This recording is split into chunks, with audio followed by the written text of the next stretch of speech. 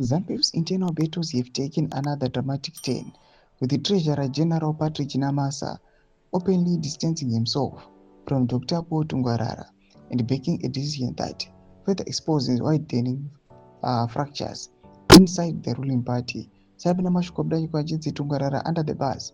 ZANU-PF infighting intensifies. But subscribe while got on the bell icon. Tina Namuda Yukwamchinsi. Chinamasa publicly endorsed the move to overturn Tungwarara's controversial elevation to the Central Committee. A reversal communicated through a letter dated 11 December 2025 by National Political Commissar Nyaz Machacha to Manicaland Provincial Chair T. Muhoza.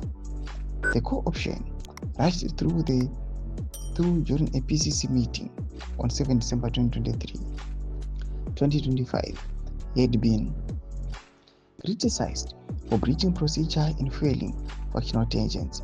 Chinamasa made it clear he fully supported Machacha's decisive intervention, saying, "I support the decision of Comrade Machacha 100%. Instead, wholeheartedly, for the reasons given and more."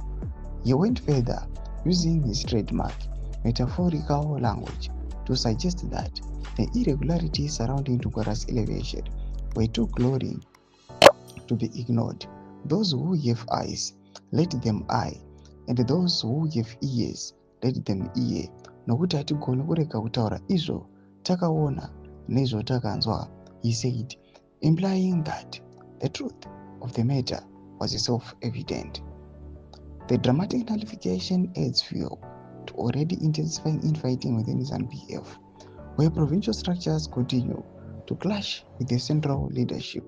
Senior party insiders say the move reflects Harare's growing frustration with what they describe increasing indiscipline and procedural manipulation at lower levels.